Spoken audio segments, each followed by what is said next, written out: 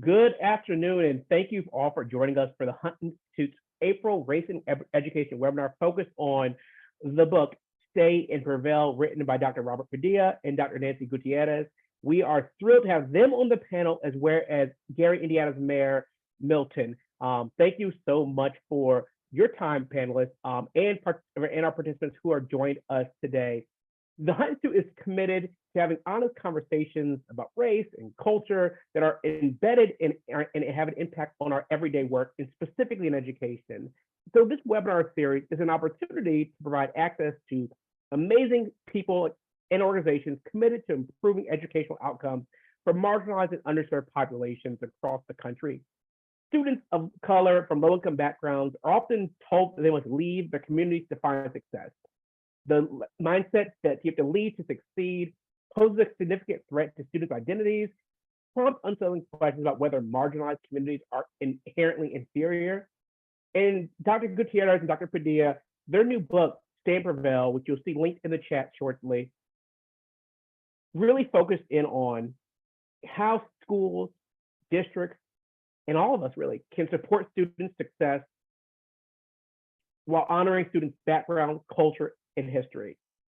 So really thank them for joining us in the conversation. We thank you all. We thank Mayor Milton as well for a really rich conversation on why students of color often leave their communities to find success, and how we can all collectively change the narrative on what defines success for students. So panelists, thank you all for being here today. I would love you to introduce yourselves and share a little bit about why Stay and Prevail is close to you. We'll start with the authors, Nancy, then we'll go to Roberto, and then we'll go to Mayor Milton. Yeah, well, thank you, Jarvis. Thank you to the Hunt Institute for having us. We are thrilled to be here. And, you know, when Roberto and I set out to write this book, we had two big goals. One was to name what we call the Lead to Succeed mindset, which you described at the beginning. We've all heard the stories of, you know, or we've seen the movies of the kids, you know, who pull themselves up by their bootstraps and work hard, and they get out. They make it out of their home and their community, and they find success. And I am guilty too of crying in those movies, of feeling so overwhelmed and proud of these people. And yet the question we're asking here is, well, what about home? What about the others? What about your community? And what does that actually perpetuate? And so it's close to my heart, this conversation, because I am from one of those communities, East San Jose, California, where, in fact, had a nickname for many years called Sal Si Puedes, which is get out if you can, where it is not only internalized that success means leaving home, and for home we mean your people, your family, those you love, everything that made you you, but also don't come back. Go do you. And we want to really flip that on its head and say, what if? You know, what if we created spaces where we felt affirmed, we felt like we were enough, we felt like we could give back, we felt like we could identify problems, and we could be the ones to come back and really lead the way. And so the second big goal that Dr. Padilla and I had was also to highlight stories such as our own of two people who did give back and continue to give back to our homes, and also Mayor Milton. So excited to be here today. This is very personal and close to my heart. Yeah, thank you, Nancy, for kicking us off. Thank you, Mayor Melton, and to the Hunt Institute. So by way of introduction, I'm Roberto Padilla. I am a proud New York City superintendent of the South Bronx. I'm a husband to an amazing wife and 3 phenomenal children. And I am dedicated and fully committed to figuring out cradle to career strategies in communities like the South Bronx, but also across the country. And so we set out with this mission of writing this book just to add on to what Nancy has shared. We wanted to name the phenomenon. We had come across so many leaders across the country, and whether it be, you know, local politics of Gary, Indiana, or Hialeah in Florida, or Southside in Chicago. I mean, we've gone coast to coast and everywhere in the middle, and have come across the same damning story of how children in school were really convinced by loved ones, most oftentimes by loved ones, but also by other folks in the community that held a level of social capital, that the only way to be successful in life was to really get out. And they said it in Spanish, they said it in Spanglish, they said it in English, they said it in every dialect you can think of. And far too many students actually heed that advice. And so we want to name that deficit-based phenomenon, right, that we're calling the Leave to Succeed mindset, but also using this as an opportunity to say it's not enough to just name it. Like, what are we willing to do about it? And how can we have this national call to action to lift up the beauty that exists in Gary, Indiana, in the beauty in East San Jose, in the beauty in the Bronx, that these singular stories are not the right stories. They're not the most factual stories. And I'm just excited and honored today that we have an opportunity to just talk about the work that we're doing and hear stories like Mayor Melton.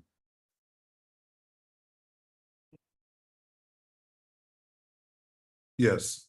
First off, let me just thank you all for the opportunity. I just met Dr. Padilla a few weeks ago in New York, came to the OSG conference, Off School Grounds conference, and just a pleasure to just connect with individuals around the country that look to just improve quality of life for individuals, especially communities of color. My story aligns perfectly with the theme of this book. I was one of those individuals that was told to get out of Gary. I was one of those individuals that expected that everything would change with that move. So my story is not uncommon when it comes down to the message that the book is speaking about. A little bit of personal background right now. I was elected last year. I'm in my first 100 days in office as mayor of the city of Gary. But I also served as state senator for 2 terms, where I served as ranking minority member on the Senate Education Committee, as ranking minority member on the state budget committee that helped make or attempt to make the budget for education. In Indiana, it's a little different when it comes down to just quality funding for education, but also served on the state board of education. So education is near and dear to my heart. I'm not a practitioner, I'm not an educator or a teacher, but as someone in the world of policy, it was extremely important that we at least had voices that was fighting for our babies. But myself, growing up in the 90s in the city of Gary, that narrative of quote unquote Gary was a murder capital of America at that time.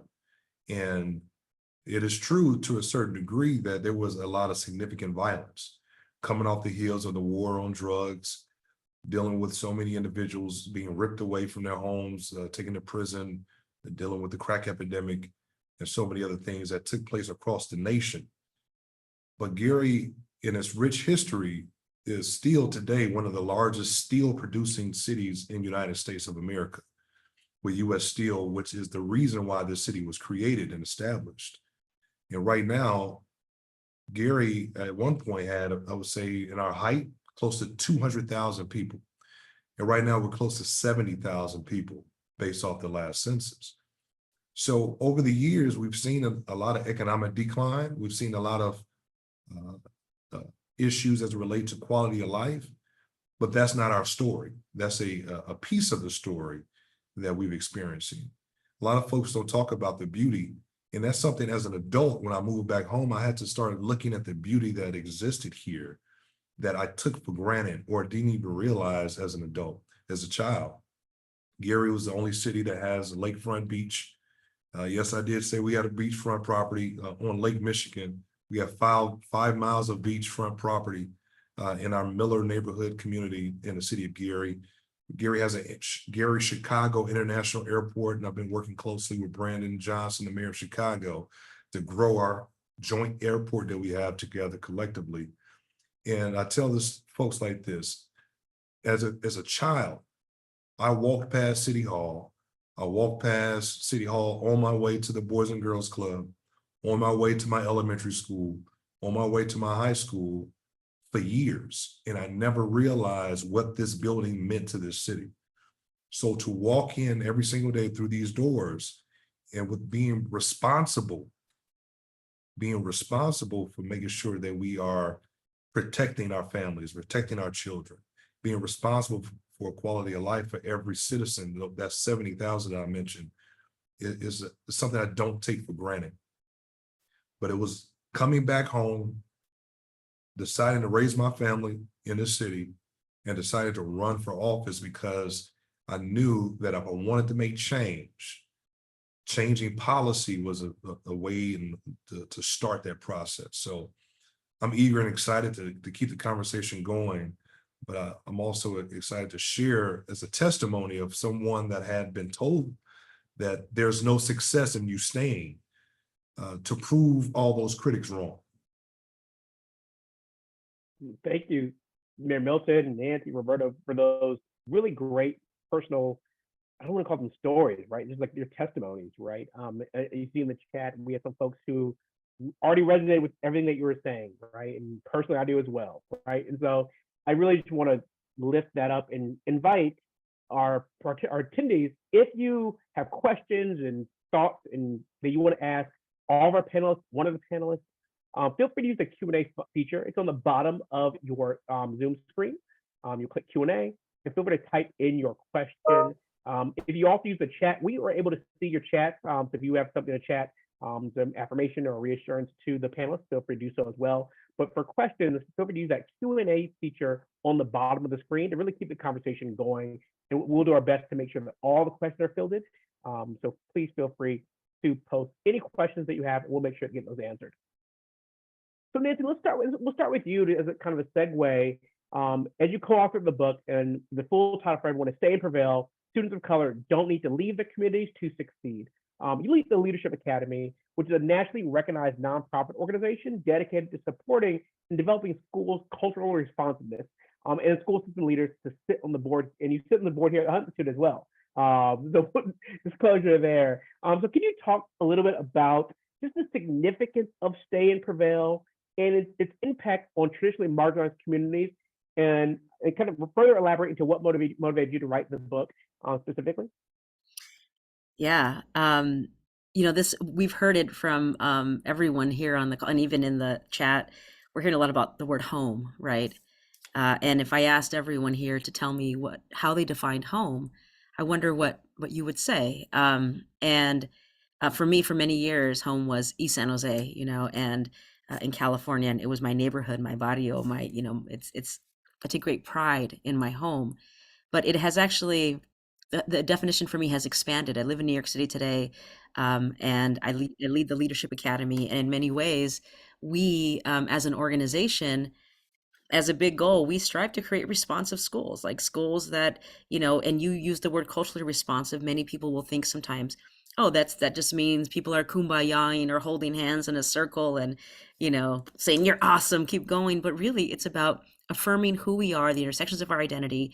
In addition, there are 3 tenets. That's one. The second is academic success, that we are creating options for our students to be successful in life. Roberto called it, cradle to career.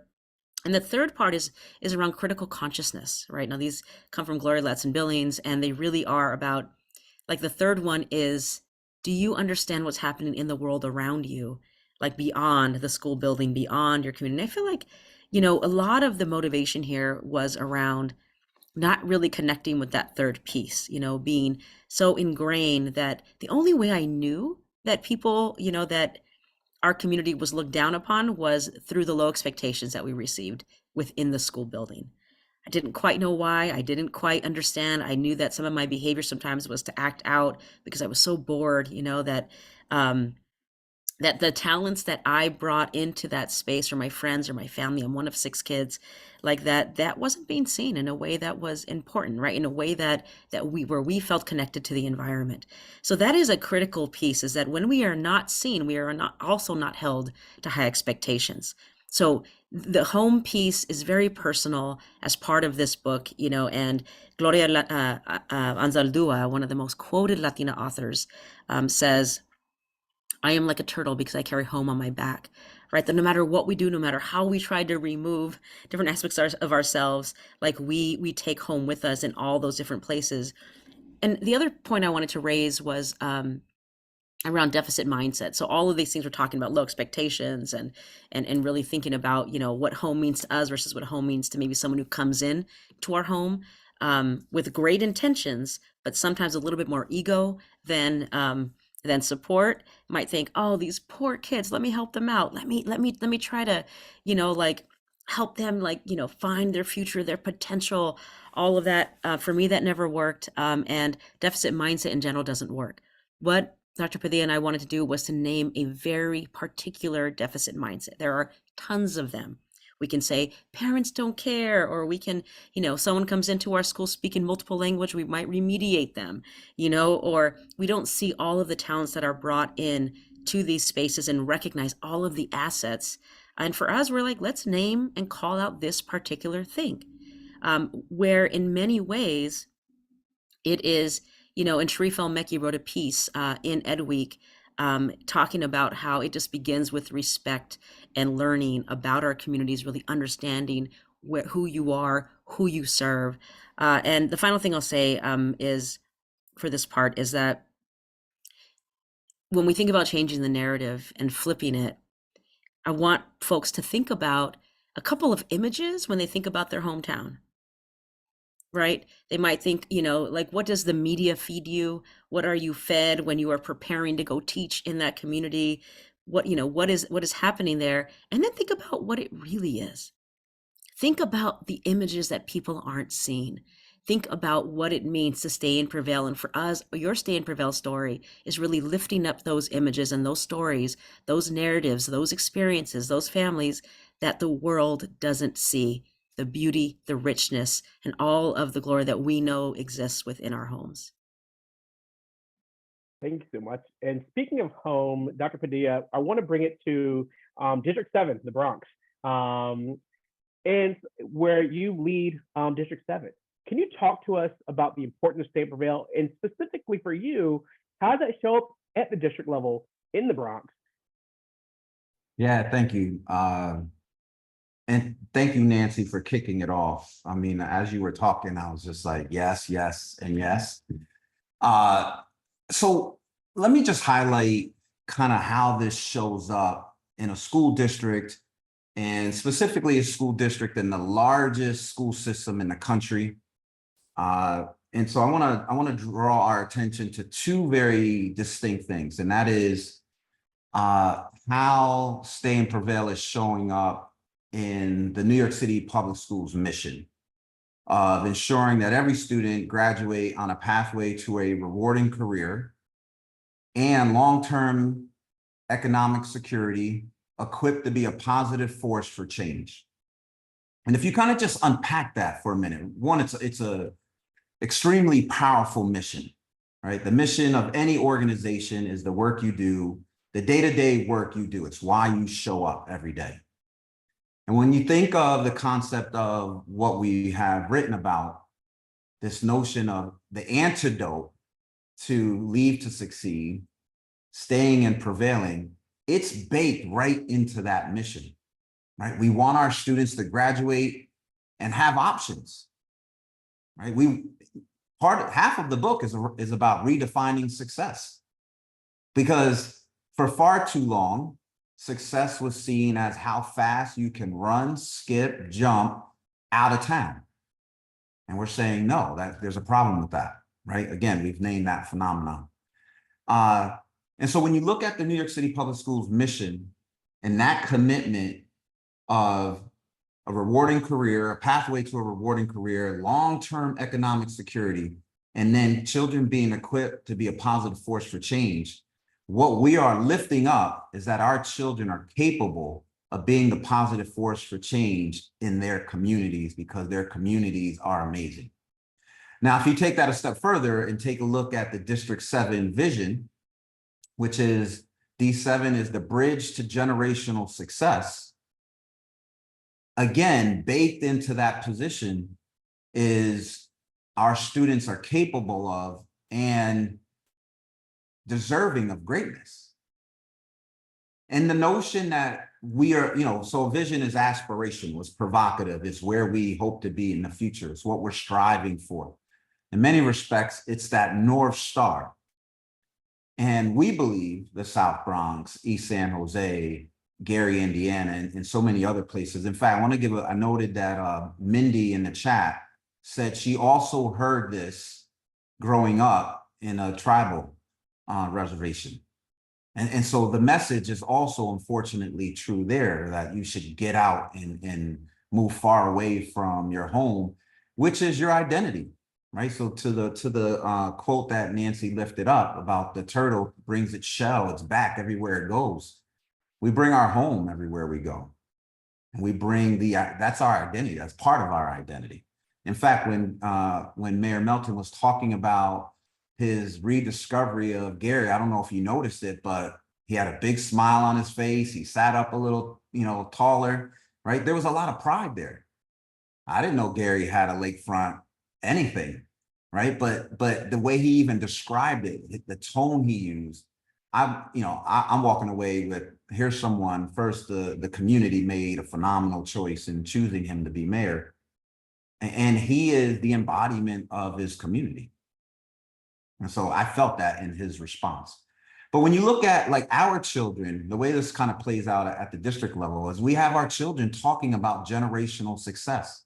We're getting them to think about what it means to work hard today to create options for yourself later. And one of the things I'm sure we're going to get to at some point is that we're very careful here as well. We're not saying the only success is to stay. What we are saying very carefully is that when children growing up in schools only hear that their only option to have success in life and to be someone of significance is to get out, first, that's a problem. Staying is an option, like leaving is an option, but you should have options.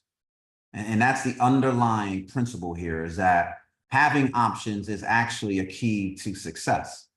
And so should you decide to stay and be a positive force for change, why not in your own community? And if you decide to leave and bring home with you, then in what ways could you give back?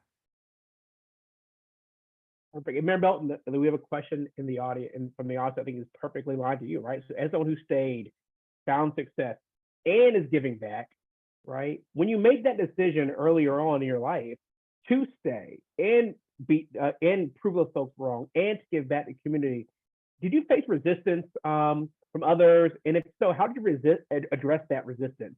And that's for you as well as the other panel. Yeah. So when I left to go to college, I went to Kentucky State University, went away for 4 years, and I knew I wanted to come back home because I knew I wanted to be a part of change, right? I didn't know what that looked like. I didn't know where to start, but I knew I wanted to be a part. And a lot of my friends that went off to other institutions around the country laughed and like, what are you going back home for? There's nothing there, right? But I also struggled with something when I came back home, survivor's remorse, right? Because a lot of my friends that stayed for those 4 or 5 years got lost into drugs, got lost into gang violence, got lost into so many other things around that drag you down as an individual. So it was a balance for me, right? Because I was able to at least take a step back and look at and actually compare and challenge what other communities were experiencing similar, like in Flint, Michigan, when I would go visit friends during the holidays, or Memphis, Tennessee. And I'm like, wow, this looks like Gary, right? And when I came home, I was like, how can I contribute or lend my voice to change the mindset of not just the next generation as a young guy when I was coming up? Because I came back home in my early 20s, but how can I lend and change my voice, change the voice in the thoughts and mindset of my peers? And they still, for years, would ask me, why are you still volunteering? Why are you still thinking about becoming a mentor? Why are you still engaged in certain philanthropic or charitable things, not knowing that I wanted to be a part of changing the narrative that was mentioned earlier. And I had to, within myself, I don't want to say forgive myself, because when I talk about that survivor's remorse, I had to strengthen my mindset to be like, I did what was best to come back and be an investment in the community and to help uplift it, right? So it was something else that you guys mentioned, because I'm sitting back listening to the panelists. I'm like, I'm taking notes that as mayor, it's my responsibility to provide those options for children or young adults to look and see that they can stay. Because of economic development, I have to go and make sure that our businesses stay or grow, or we recruit more businesses for employment opportunities. I can, like I'm doing right now, strengthen relationship between the city and the building and construction trades to make sure that folks know that that's an option as well. But also right now, Gary is a city where the mayor has no direct influence over K through 12 education. So next week, we will have our first education roundtable that the city of Gary will be hosting. And I'm pulling every entity, every institution to the table, from K through 12 to early childhood education to our higher ed institutions and to our university. We have Indiana University Northwest that's located in Gary. And we have a statewide community college, Ivy Tech College, that's here.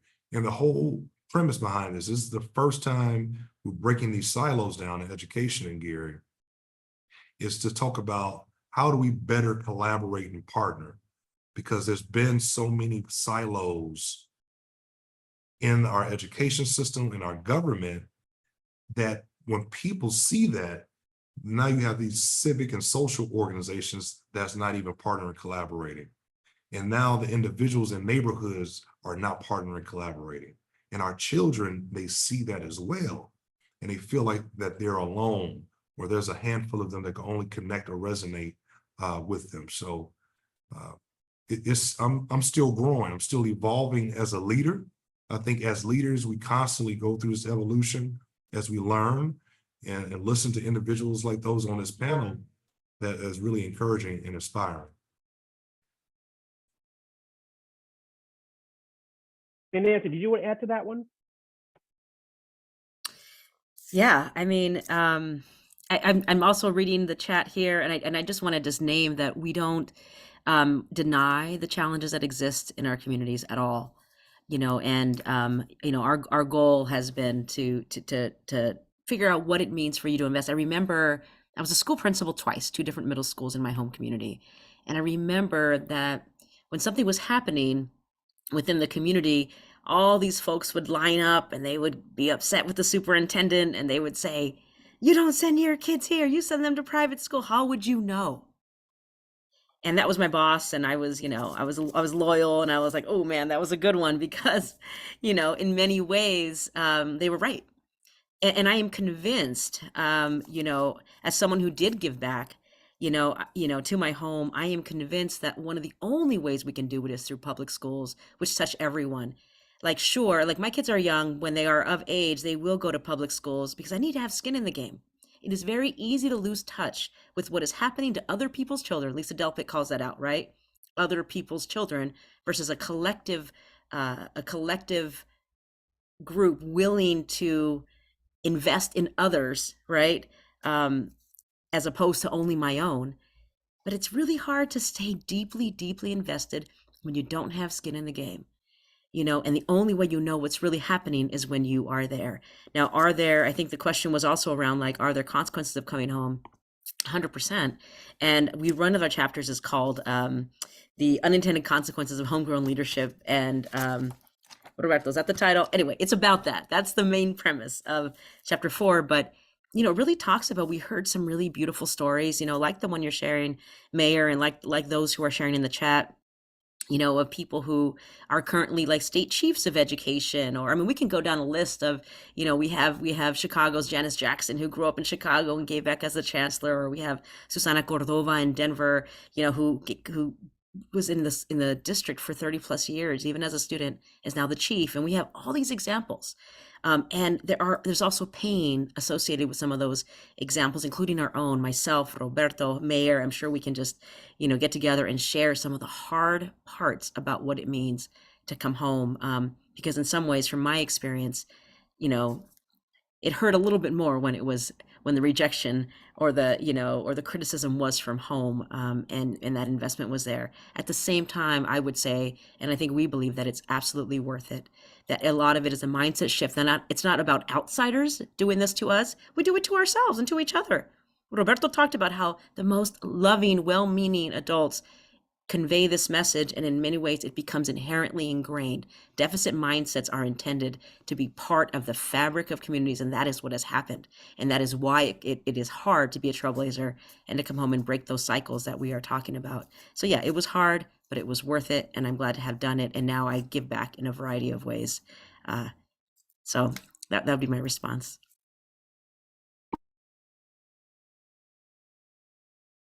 Perfect. And then, Mayor Milton, you're touching on the business community and investment, and we have a question. You have two questions for you, actually, Mayor Milton. One is, how do we change the narrative in the business and investment community that you were just talking about, that current residents are worthy of investment instead of bringing in talent from the outside? That'd be the first one for you. You're muted, Mayor. Oh, you're muted. I think a lot of that is the collaboration perspective that I mentioned before, like having great and strong school leaders, like those that we talk to on this chat, and getting out into the community to share the people and the children that actually reside in between those walls. Oftentimes, I think corporations, and I spent 15 years, I worked for a corporation, a utility company. And sometimes when you are just behind that desk and you spend your time focusing on these major projects and not as connected to the community, you can't make strong, solid decisions of how to collaborate, how to support them, right? So even from a philanthropic perspective, if there are initiatives that the community wants, I also ran our corporation's foundation.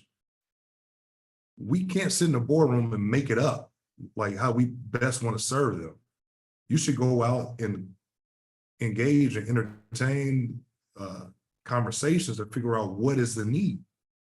Because now, if you can marry a corporation's mission and vision and values with their business principles or business objectives, and see how they align with the community, you can solve some legacy issues. Workforce development and training opportunities is one of those examples that I've seen time and time again, where corporations, they have an issue of not having the qualified workforce or a workforce at all, and they feel like they have to start from scratch. But then you have a school system that has the same type of training and programs, and they don't talk. They don't know that there's a potential relationship, a marriage that can happen to be a feeder system. I have a company right now that's looking for a tax abatement, right? And when I asked them, I said, how many actual Gary employees do you have? They kind of paused before they answered that question, because they knew it wasn't to the standards of city government. And I said, if you want us to float a tax abatement for you, you got to ensure that we have a certain amount of employees. Well, we can't find qualified workers. What's the barrier? Well, they'll say it's they can't pass a drug test. They can't pass a certain entry exam. Okay, now let's figure out how we partner with that school system to alleviate these barriers. And now we can train folks directly and tie them directly into your workforce. And now we're starting to gradually see that progress taking place. Thank you. And then last question for now, it's directly asked to you, and it goes back to the role of the city in improving the school budgets and basically the control and the influence you have on the schools. The question was based on colleagues in North Carolina, does the city of Gary have a role in improving the school's district budget? That's one way that Esther says that the county and city has some power in shaping school policy. Yeah, we don't have any direct responsibility, but however, I did, as my term in the Senate, Gary is a unique situation, and I shared this before in a previous setting. We were taken over by the state of Indiana. We were the first school corporation, the only school corporation in its entirety that was taken over by the state. Our district was over $100 million in debt. Right? We were losing 1,000 children a year on average because they were choosing other options. Indiana is very aggressive when it comes down to choice and options and things of that nature. And Gary, we suffered the greatest. So I literally had to help negotiate to keep my school system open. The day I was sworn into office as a senator, I was whisked away in a back room and said, we're gonna have to cut your school, close your school corporation because we're tired of floating the bills for you. The state was paying some of that debt. So we had to negotiate our way out of it. But now as mayor, as we're starting to right size that ship, one of the last pieces of legislation I passed was to shift it back to local control. And now as mayor, I get an appointment to a local school board. Although that's not the end all be all, but now I'm able to use my influence in this role, both with the state and those board members to shape and define that budget. Awesome, thank you. And we have a question in the chat that I'll bring over in a minute from Nicole. Thank you for your question. We'll bring that in a minute. For Dr. Padilla and Dr. Gutierrez, this question is really interesting. Based on your research and your experiences, does geography play a part in the Lead to Succeed phenomenon? Timothy says from someone who taught in a rural school district, he found that Lead to Succeed was very prevalent because of the perceived lack of opportunities in that community. So does geography play a piece in this at all? Yeah, I'll start. I would say no. We have learned that this phenomenon has impacted all communities. Now, I appreciate the question because there's a likelihood to think that somehow rural communities or tribal reservations, are only a certain demographic of students, right? And so here we're acknowledging that being told growing up that your home is not worth it and that you will somehow be trapped. And if you heard what Mayor Melton mentioned a little while ago about, certain people in the community, and again, we recognize those things to be true. This notion that it's the only way to be successful is a fallacy. And like, we're calling that out, and we know that to be factual. But there are reasons why people do have to leave, whether it is for safety, whether it is because they're going off to college or they have job opportunities. Again, the nuance here is being told you don't have any options, or you have one option, and that is to get out, versus creating options for yourself. And I did read in the chat, someone mentioned that, and I would say to Pedro, I agree with you that unfortunately in our country, there are communities that have more opportunities than others. But I would also layer in, I would ask you and others to think about why. If the talent, right, and we stand in a position that all children are talented, and it's a matter of helping children discover their talent. What we also notice to be true is that there are certain children, because this message isn't given to all children, This message is given to certain children, like, and here's how it's coded. You're so smart. You're so talented. You should go to the school on the other side of town, on the other side of the railroad tracks. You should go uptown instead of being downtown, or vice versa, north side versus south side, right? Usually it's coded in that. And what we're saying is, you're not only doing harm to the child that you, now all children should be told and believe they're smart and they're talented, because they are. But when only certain children are told, hey, Eddie, are you sure you want to waste your talent here? Nancy, you're so gifted. What happens to me if I never hear that message as well? Right? If only they are given that message and I'm not, right? Nancy says the others. Well, what happens to the others? And the self-esteem and the self-perception that they're left with, that somehow they're not as worthy, they're not as smart or talented as these others selected in the book. We call them unicorns, right? Children, they're not unicorns, but sadly, they're made to feel like a unicorn or a hidden figure, right? That somehow along the line, the narrative has been that black and brown girls can't be scientists, that somehow they're not good at science, or that black and brown boys who wear hoodies are up to no good, when we know there are doctors and our lawyers and architects. Or a child who can speak more than one language doesn't have a disability. They're in fact linguistically gifted. And so just in this example, I've taken something that society would label as a deficit and share how it's actually an asset. And then I'll end with this. The late Steve Jobs said the most powerful person in the world is the storyteller. And when we can get more people to either come back home, stay home, or give back, again, we're not saying you gotta stay, you gotta live there forever, but if you can find a way to uplift your community in a way that you can, then you should help and lift up. You should be the storyteller.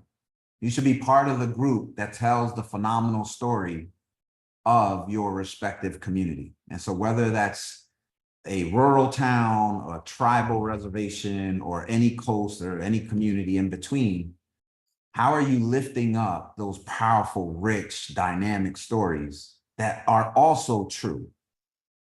And I want to emphasize also. Co-author, I want to let you know you got an amen in the chat and a few other exciting comments. I want to just add to that, this is why the mayor mentioned survivor's remorse. Exactly what Dr. Padilla is talking about, because our system is set up for only a couple of us to succeed and the rest of us, good luck. And it perpetuates this system within our communities, right? That majority of people there are not meant to, and I'm saying specifically in Black, Latino communities, like are not meant to succeed or experience success. But a couple of you can, sure. Yeah, come join us. And, we think about even the proficiency rates, right, for reading, for math, about 30%. Like, there's a reason for that, because then those are the ones that are going to go to college, and those are the ones going to get good jobs, and and what we're saying is like, okay, great, go ahead. How are you going to reinvest in that community that raised you, that gave you all those gifts, right? So we're calling that to task. And I can tell you from my own experience, I have my homegirls from back in the day. Like, there's 10 of us. We still roll deep. Dr. Padilla has met them. They're my ride or dies. And it is not okay that only a couple of us were able to kind of, whittle our way out of our neighborhood. And while others are now back in school, we're in our mid 40s and they're back in school. Why? In other communities, 90% of the kids go to college and do well. Right. And so we're going to call it, and this is deeper, right? This is we are naming a deficit narrative, a deficit mindset that takes place that is harmful, and it has deep ramifications for people in their adulthood, for the communities themselves, for the way our communities continue to suffer and to be left behind and to be, thought of as unimportant and unworthy of investment. The other thing too is in the book, in our final chapter around redefining success, we talk about like a touch versus investment matrix. you don't have to go back. Right now I live in New York City, all right? I lived in and I gave back to East San Jose for many years, and I consider that myself as still someone who gives back to my home. How do I do that? I do a lot of mentorship.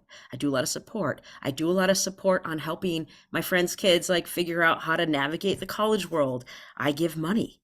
I volunteer. When I am the only Chicana or Mexicana sitting at a table of decision makers, guess what? That's giving back. So I just want to broaden that to say that, we are not saying like the only way to do this is high investment, high touch. At different points in your life, you're going to need to give back in other ways, but never forget who you are, where you come from, what home means to you, and how it gave you all the gifts. That is really what we're trying to position here. Just all the amens. Just couldn't agree more. Yeah, the panel, if you haven't had a chance to check out the chat as you are speaking, it's certainly resonating very well with people. And as we have a few more questions left, I don't want to get technical for a second, then we'll come back. Mayor Melton, then to all of our panelists, how can legislators and decision makers, Mayor, provide the support to students that they need to thrive in their communities? And is there any model legislation or programs to point to? Can you repeat that one more time for me? Yeah. So how can legislators provide supports directly to students and their families that they need to thrive in the communities at the onset? And is there any model legislation or programs that you can point to?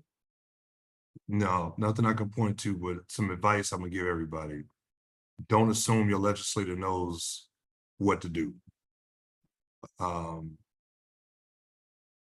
In Indiana, I'll give you an example. There's 50 senators, there's 100 state representatives.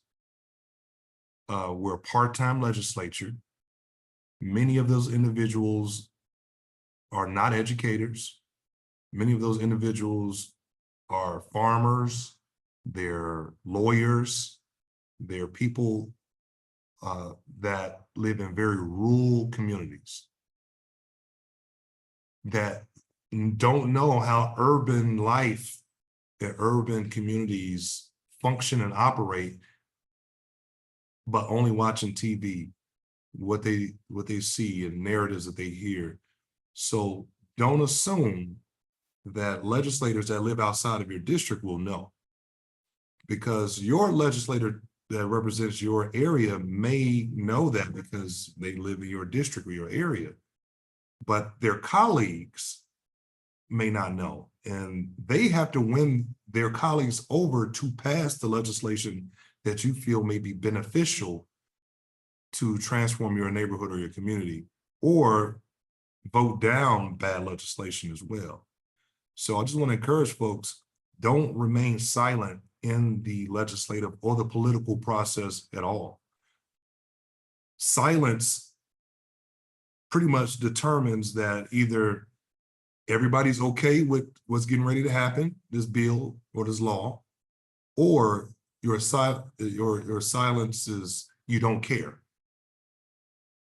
If I didn't get emails or phone calls or people knocking on my office door, I assume one or the other. They either like it or they don't care. Then I'm left with my own research and decision-making process to vote yes or no on an issue that can impact your family's life. And what I'm hearing, Mayor Milton, right, is if you're that person, that student, that child is walking by the government building, the city council building, the government hall, you might consider how you can best be served in that body as well. That yes. Representation matters. Yes. Yeah, Nancy, go ahead. Just to add, I'm just really inspired, Mayor. Thank you. I'm thinking about other examples, right? And I'm thinking about policy. I'm thinking about reinvestment. Thinking about LeBron James, giving back to his hometown. The I Promise initiative, where, he supports the kids in those schools with uniforms, food, for families, career placements, bikes, helmets, transportation, GED. Like, he didn't just go off and get successful and say, all right, peace out, y'all. Like, I'm good. Like, did you see that move? Did you see that dunk? Did you see that 3-point? Like, he said, how am I going to use my gifts now to reinvest in the home that raised me? Or think about Susana Cordova when she was the soup of Denver public schools. did this thing called Challenge 5280.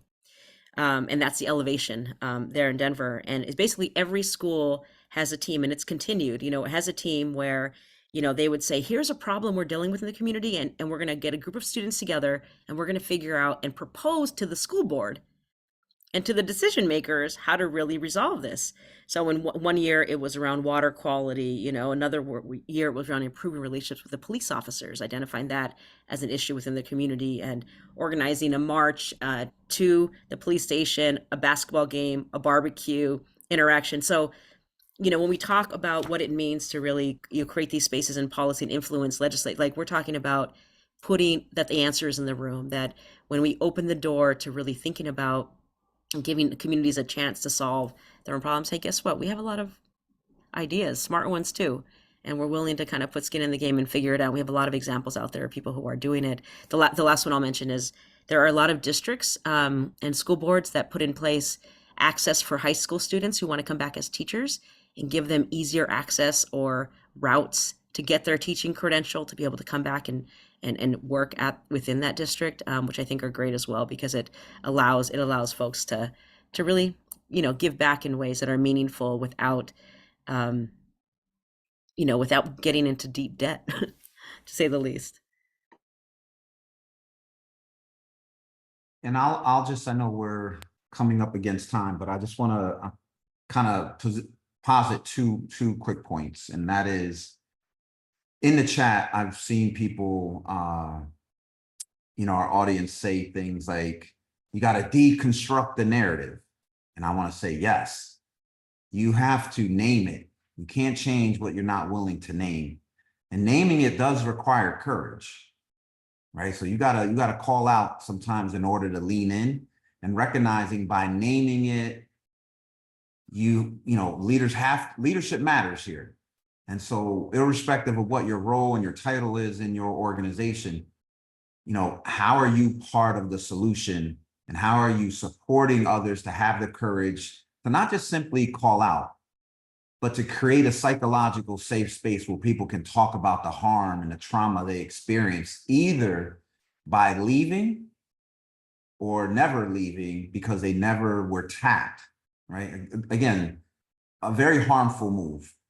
And then akin to that would be, right, and this is sometimes when we get audience members to say, wow, I feel horrible because I perpetuated the leave to succeed mindset. I thought I was doing good. I thought I was giving a young person the right message, right? And so there's a level of humility with that to say, wow, I didn't intend to perpetuate the leave to succeed mindset, but I was, and here's how now I would go about it differently. And just to contextualize this a bit further, school boards, SOUPs, they set a lot of policy, somewhat similar to how legislators do so. And so in the South Bronx, we're about to launch formally what we're calling the D7 Promise. And the D7 Promise today consists of 4 promises that we are going to give students in every school annual access to. And so just to give you some background on this wasn't just me sitting in an office with other people saying, hey, let's create these promises. This came from our community. We spent well over a year listening to the community, 15 focus groups, hundreds of people that say, what do you want? What's important to you? What do you want for your children? And what do you expect and want them to have when they graduate? And then we sat and spoke to students, right? And so we compiled all that information, and it resulted in 4 promises that we're going to be rolling out shortly. And in no particular order, one was financial literacy. So if you kind of think about the New York City public school mission, right? Long-term economic security, equipped to be a positive force for change, the District 7 vision of the bridge to generational success. Well, if those things are true and we mean them, then you gotta have access to financial literacy. That door cannot be shut on you. The second being civics, the third being athletics, and the fourth being wellness. And I think what's really important in this conversation today is that promise around civics. Our children cannot afford to be passive folks who are standing on the sidelines.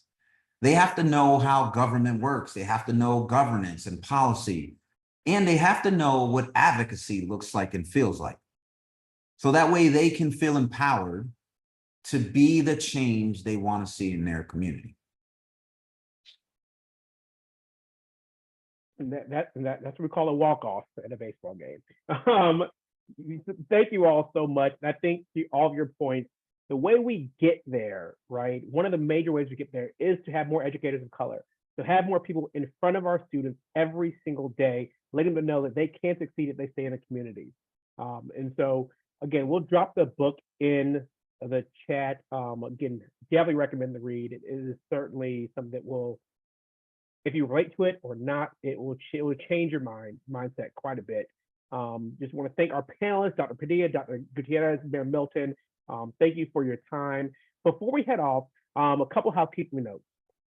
One, we will send a recording of this amazing panel, as well as key takeaways, which will have some direct quotes, as well as the highlights of this conversation to everyone who registered and is currently on this call. Feel free to share that once you do receive it. You can expect that within about 2 weeks once we kind of finalize everything and get all the editing done. So you can re-experience this and go back and hear some of the gems that you might have missed, or that you're the one that hit before was too much, didn't process the one came afterwards. So definitely spend the time checking that out and share it with someone who can be impacted by this. The last thing I'll say is we, again, we'll have a continued, every month we have different webinars. Our next webinar is coming up on May the 14th around supporting mental health, mindedness, and fostering well-being for teachers of color and for students of color as well. So plug into that as well. And then I know somewhere in the chat was dropped with our 1 Million Teachers of Color campaign website. We are part of an organization with 8 organizations, all focused on getting 1 million teachers of color and 30,000 leaders of color by 2030. And the efforts and people like Nancy, Dr. Padilla, and Mayor Milton all support those efforts there. So again, thank you to our panelists. Thank you for our attendees. Have a wonderful afternoon and wonderful evening, and we'll look forward to seeing you at the next one. Thank you so much. Thanks, everyone. Thank you.